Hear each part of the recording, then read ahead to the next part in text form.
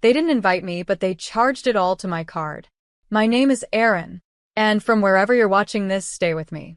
Because tell me honestly, have you ever been used so beautifully that they made it look like kindness? The betrayal didn't explode all at once. It dripped slowly. First, I noticed the charge. $3,200, Party Poppers Events. I blinked. What was that? I called the number. The woman on the line was cheerful. Yes. Rooftop baby shower? Gorgeous balloon wall, themed treats, DJ, the works. Paid in full under Aaron Caldwell's card. You've got style, girl. My heart dropped. I hadn't booked a shower. I hadn't even been invited to one. I called my mom. She answered on speaker. Laughter in the background. Aaron, now's not a good time. We're still cleaning up confetti. Mom, what's Party Poppers Events? Why is it on my account? She went silent, for a breath too long. Then, oh honey, we thought you'd be uncomfortable at the shower. You've always said babies make you anxious. That was from 5 years ago, after my miscarriage. She kept going. Anyway, we didn't want drama, but we included your name on the thank you card. Isn't that enough? Enough? I stared at the ceiling. My hand trembled. That's when my phone buzzed again. Instagram. My sister-in-law, not even my sister, had posted a photo from the party. My sister was smiling next to a balloon wall that read, "Welcome, baby," holding up a tiny onesie that said, "Auntie's money." The caption? Fully funded by our favorite fool clinking glasses money bag. I froze. The rage didn't come in heat. It came in clarity. I walked to my computer. Logged into my bank. First, froze the card. Second, filed a fraud report. Third, screenshot every charge, every message, every post. They thought I'd stay quiet. Again. Because I always did. When they borrowed my car for emergencies and returned it with an empty tank. When my sister cried that her credit was bad and I co-signed her first apartment and then covered 3 months of missed rent to avoid eviction. When my mom called me selfish for not helping plan the baby shower for the real daughter who deserved joy. But this was a funeral. Not for the money. For the version of me who let this family walk over me. While smiling. I typed one line into the group chat. Fools done funding. Check your inboxes. That was just the beginning. The read receipts came in. One by one. Then silence. Delicious, telling silence. Because guilt has no defense when the receipts are organized. And what they didn't know was that this fool had been saving more than money. I had something else now. Power. And when I used it, they would wish the only thing they lost was my credit card. It always starts with, "You're so generous." But what they mean is, "You don't fight back." That was my role in this family. The fixer. The helper. The invisible ATM with a polite smile and no boundaries. I didn't earn that role. It was assigned. It started small. It always does. When we were kids, if my sister Kelsey broke something, I got in trouble for not watching her. If she cried over homework, I stayed up past midnight doing her assignments, because Aaron's the responsible one. And by the time we hit adulthood, the pattern had already calcified into stone. Kelsey got to be soft, chaotic, adored. I got to be useful. When our dad passed, I was the one who handled all the funeral arrangements. Mom couldn't deal with logistics. Kelsey couldn't face the grief. They both arrived to the church late, wearing designer sunglasses and fresh blowouts, while I stood holding the urn. No one said thank you. That's the phrase I became allergic to. "You're so good at managing things." Which was code for, "We don't have to take responsibility. Aaron will cover it." And I did. For years. Kelsey wanted to start a small candle business. I funded her Shopify subscription and bought her first inventory. When she ghosted her landlord after 2 months, I was the emergency contact they called. I paid. Not because I'm a fool, but because I didn't know I was being conditioned. Mom had a way of guilt-tripping that felt like love. "She's your sister, Aaron. She's going through so much. Money comes and goes, but family's forever." And then the sharpest knife, always disguised as kindness. "I just wish you were more emotionally available like Kelsey." You're so good with numbers, but maybe not so much with people. Translation. You're a calculator, not a daughter. Even in therapy, I used to say things like, I know they don't mean to hurt me. I just think I'm more sensitive. But no, I wasn't more sensitive. I was being drained. Slowly. With a smile. Until now. Until the balloon wall. The thank you card. The Instagram caption. Until they left a $3,200 event on my back without a single warning, then laughed like I was the family's punchline. They didn't invite me to the baby shower. Because they didn't need me there. They needed my wallet. But here's the twist. They thought they still owned the narrative. That I would stew quietly, maybe cry, maybe ghost them for a week, then eventually come crawling back, like always. They forgot something important. I'm not just a giver. I'm also an analyst. A woman who knows how to track, document, organize, and escalate. A woman who's spent years funding their comfort while building her own stability in silence. And what they didn't know was that the fool had finally learned to itemize everything. And I was just getting started. Because if they wanted a family drama, they just stepped into the wrong episode. I always knew Kelsey was selfish, but I didn't realize how systemic the betrayal was until I opened that folder. Let me back up. After I froze the card and filed the fraud report, I got a call from my credit union's fraud department. A woman named Chelsea walked me through the details. We flagged this charge because it was unusually high and from an event planning vendor, she said. Did you authorize it? No. We'll open a case. By the way, it's not the only recent charge that looked odd. Excuse me? There's also a $1,750 baby furniture purchase from Sweet Nest Interiors, same billing address as the party company. Shall I send you a breakdown? I nodded, stunned. When the file hit my inbox, it was like getting punched in the chest. 5 charges. All made in the last 60 days. All sent to addresses that weren't mine. Crib. Stroller. Balloon arch custom catering. Even a prenatal spa package. Each one tied to my card. I called the vendor numbers listed. Played dumb. Asked where the purchases were going. And every single one? Shipped to Kelsey's apartment. She didn't just throw a party on my dime. She set up her entire motherhood launch pad using my financial identity, like it was a blank check. I called Mom, voice low but tight. You knew about this, didn't you? Don't be dramatic, Aaron. Kelsey was in a tight spot. Her credit's still recovering, and she needed help getting started. Help? You're telling me you helped her steal from me, and then posted a thank you card?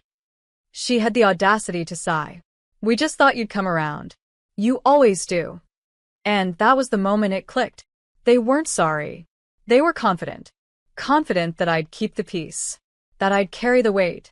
That I'd blame myself for overreacting and eventually send another transfer just to move on. Because to them, I wasn't a sister or a daughter. I was a line of credit with a pulse. I checked Kelsey's Instagram again. More photos. More comments. One stood out. OMG, this baby is gonna be so spoiled, face with tears of joy. Can't believe you got Aaron to pay for everything, LOL. That wasn't just betrayal. That was conspiracy. So I messaged Chelsea from the fraud team. I said, update the case. I want to press formal charges. She paused. Even if it's your sister? Especially because it is. Because sometimes justice doesn't come from strangers. It comes from finally holding family accountable. And I knew this wasn't just about the money anymore. It was about the system they built, where Kelsey was the golden one, and I was the utility. I was done being useful. It was time to be unforgiving. And it started with an email to my company's legal department, attaching every invoice, every screenshot, every thank you card. I didn't just want to freeze her spending. I wanted to freeze their assumptions that I would stay quiet forever. Because when a fool wakes up, she doesn't beg. She burns the blueprint. You don't recover from a betrayal like this with screaming. You recover by planning. By building a wall so high they'll never see over it again. That night, I opened my family folder, a digital archive I had kept for years. Every receipt, every bank transfer, every text, every email where I'd just help out this once. It was all there, neatly labeled. All those emergencies I paid for? I had proof. I created a spreadsheet. 3 tabs. Tab 1. Unauthorized charges, $7,850. Tab 2. Past loans, $21,400. Tab 3. Emotional labor I'll never be repaid for, priceless. Then I opened a new document. Statement of revocation. I wrote in plain terms that I was rescinding all financial support to my family, effective immediately. No more co-signed leases. No more just until Friday Venmos. No more emergency pickups. No more emotional cleanup. I sent it with one sentence in the email subject line. The fool has retired. Then I printed physical copies. One for my attorney. One for my HR department to notify them of potential fraud in case it impacted my work credit. One that I dropped in the mail to Kelsey, certified and signed for. But the move I'm proudest of? The email I sent to the event planner, the furniture vendor, the spa, and the catering company. These transactions were unauthorized. They are now part of a criminal fraud investigation. Vendors panicked. Refunds began trickling in. Inventory was retrieved. One poor delivery guy showed up at Kelsey's building to repossess a luxury rocking chair. She screamed on Instagram Live. I didn't flinch. Then I filed a small claims case. Not because I needed every penny back, but because principle matters. They mocked me publicly. They used my name, my credit, my trauma as a party theme. So I made sure to upload every Instagram post and story into evidence, especially the one that said, "Fully funded by our favorite fool. Let the judge see what love looks like in my family." But I wasn't just focused on revenge. I was preparing for peace. I started therapy again, this time not to survive them, but to survive me. To rewire the reflex that told me I had to earn love by fixing other people's messes. I changed my phone number, filed a name removal from all joint accounts and old leases. I called my bank and requested that no one, not even a relative, could ever access my accounts without a direct PIN and photo ID. Every lock they left open in me, I changed. Every door I held open, I shut, then bolted, then bricked. The best part? I didn't tell them everything. They didn't know the lawsuit was coming. They didn't know the refunds were reversing party joy into party debt. They didn't know I'd added a clause to my will that excluded anyone who attempted financial abuse, retroactively. They thought this was just a tantrum, but it was a transition. From silence to strategy. From victim to architect. Because I wasn't just done funding their dreams. I was ready to build my own. And they were about to see just how expensive losing me would really be. It started with a text from Kelsey. "WTF, Aaron. The rocking chair is gone. They came to my apartment and took it. You're sick." No greeting. No apology. No recognition of what she did. Just rage, the kind entitled people feel when consequences actually show up. I didn't reply. Because by then, the caterer had filed a refund dispute too, and the decorator had posted in a vendor group chat warning others not to accept future bookings from the Caldwell baby shower family. Her words, not mine. Mom called next, not to apologize, but to scold me. "You're embarrassing us. You froze the card, now people are saying things. You know how that reflects on our family." I let her talk. I let her huff and puff and circle around her favorite narrative, that everything I did was somehow dramatic or overreacting. Then I spoke. "Mom, you stole from me. You enabled Kelsey to commit fraud. And you gaslit me when I asked for the truth. You want to talk about embarrassment? Try shame." She went quiet. I hung up. That night, I got the court date for the small claims case. A few days later, I emailed everyone who had contributed to the baby shower. Not family, but Kelsey's friends, her boyfriend's coworkers, her yoga instructor. All the people who had tagged "Thank you, Aaron" 2 hearts under party photos. I simply said, "Hey, I thought you should know this party was thrown using my identity without consent. Charges have been reported. Vendors have been notified. I recommend you save any receipts." Kelsey posted a long sob story to her Instagram stories the next morning. Some people just want to ruin joy. Not everyone wants a baby to be celebrated. It's okay. We'll rebuild without toxic energy. She tagged no one. But everyone knew.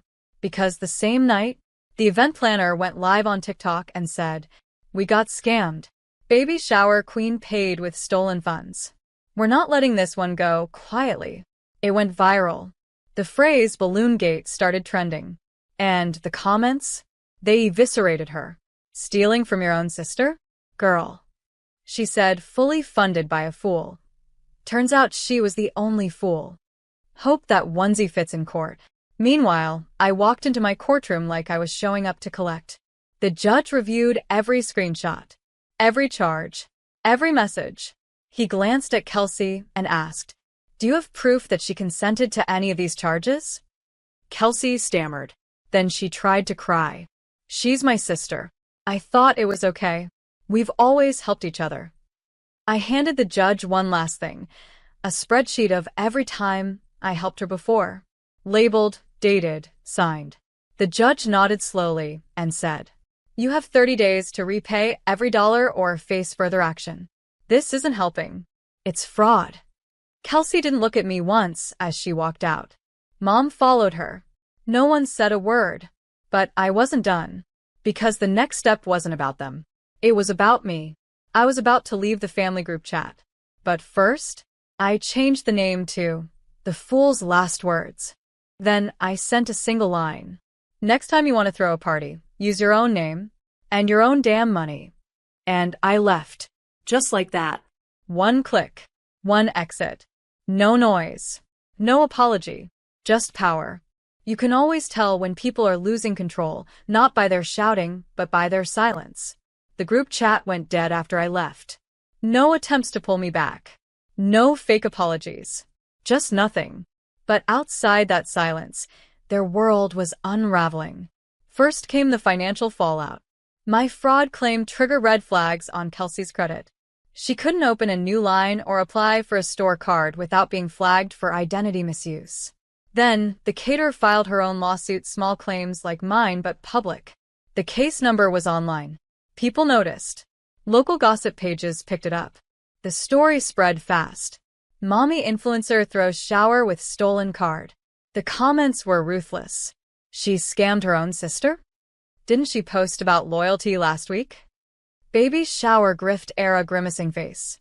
Kelsey went dark on social media for the first time in years. But it didn't stop there. I received a message from her landlord.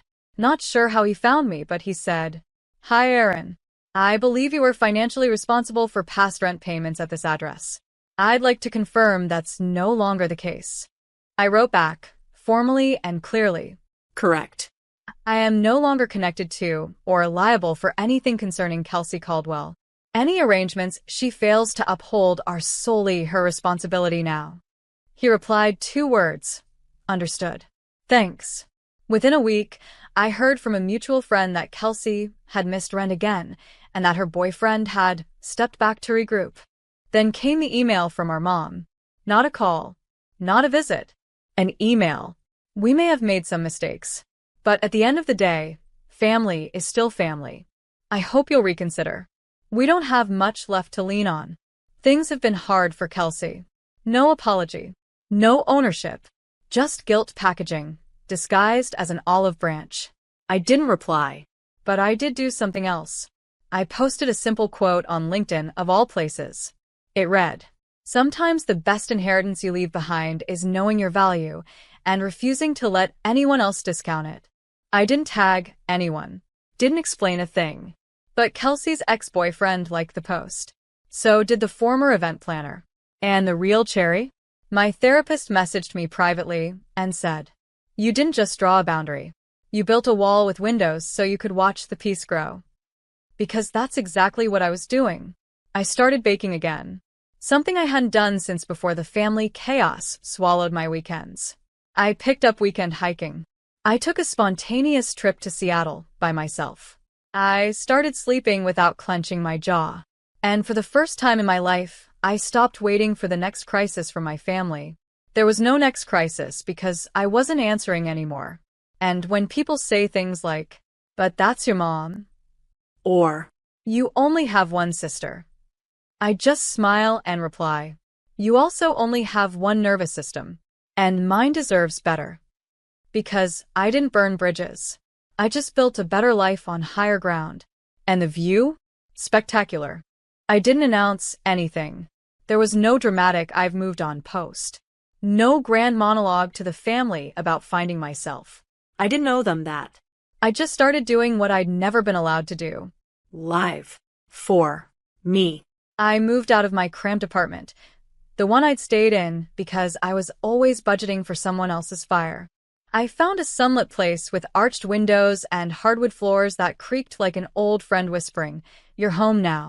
I paid for it in full. No cosigners. No IOUs. No guilt. Every time I opened the door, it reminded me that peace doesn't have to be loud to be powerful. Sometimes it's just a quiet Sunday morning with a sound of bread rising in the oven, not your blood pressure. I launched a side project I'd been dreaming about for years, a budgeting app for women stuck in toxic financial cycles. I called it The Line because everyone has one, and once you cross it, you don't go back. To my surprise, it took off.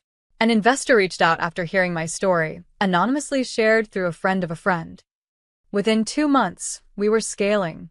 That old story of the fool who just gave and gave? Gone. Now, I was the woman who helped other women cut the rope before they were too tangled to breathe. One day, I got a card in the mail. No return address, but I recognized the handwriting instantly. It said, "I miss you. I didn't know what I was doing. I was scared, and you were always strong. I hope you can forgive me one day. Kelsey." Inside was a photo of her baby. I looked at it for a long time. Not with anger. Not even with sadness. Just distance. Like staring at an old room you used to live in before the roof caved in. I didn't throw it out. But I didn't call her either. Some wounds don't need closure. They just need space to scar over and stay closed. Later that night, I lit a candle. The scent was warm vanilla. The brand? One of the same suppliers Kelsey had wanted to use back when she pitched that candle business I funded and then got ghosted on. This time, I wasn't helping her chase a dream. I was living mine. I sat down at my window, looked out over the city, and whispered something just for me. "You did good, Erin. You didn't deserve any of it. But you turned every bruise into a boundary." I could have stayed angry. Could have chased a bigger revenge. But that would have made them the center of the story again. And they weren't. I was. I always had been. They just kept cropping me out of the picture. Now? I was in full frame. And the future, the real one, was mine to color in. 3 months after I left the group chat and the courtroom, the family threw another party. This one? A quiet birthday dinner for my mom. I wasn't invited, but I knew about it because Aunt Valerie accidentally CC'd me on the "What dish are you bringing?" chain. For the first time in my life, I didn't feel a sting. No ache. No hunger for a seat at a table where I was only ever fed crumbs. Instead, I ordered myself sushi. The expensive kind I used to skip to save for family things. I lit one candle, poured one glass of wine, and made one final toast. To family, the kind you choose. The kind that doesn't use you, break you, or rename you the fool. Then I smiled and blew out the candle, not for anyone else, but for the girl I used to be. The one who would have run back after that dinner. Who would have apologized just to make peace. Who would have covered that $17,000 and told herself it was love. She was gone. In her place, a woman who had learned something sacred. That you can mourn a family while building a legacy. That being the outsider is often the only way to finally see clearly. A week later, I got an email from a publication that had picked up my budgeting app story. They wanted to feature me. The headline? From Family ATM to Financial Architect, How One Woman Reclaimed Her Power. I said yes. They asked if I had a closing quote for the article. I did. I wrote. They called me a fool. But I was never foolish. I was just faithful to the wrong people. Now, I invest in myself. And the returns? Speak volumes. They loved it. It went viral. I received messages from women around the world, sisters, daughters, even mothers, thanking me for saying what they couldn't say aloud. Some left their own toxic systems after reading it. Some started their own apps. Some just stopped apologizing. But all of them reminded me, This wasn't just a personal story. It was proof that silence can be broken, that betrayal doesn't get the last word, that healing isn't loud, but it is absolute. And when you've been used up, broken down, and pushed aside, you don't need revenge that screams. You just need a life that whispers, you made it anyway. So I did. And every now and then, when I get a message from someone saying, "How did you walk away from everything?" I tell them, because it was never everything if it didn't include me. And that's the real closure. Not their apology, not their guilt, not even their loss, but my freedom. Unrented, unborrowed, undeniably mine.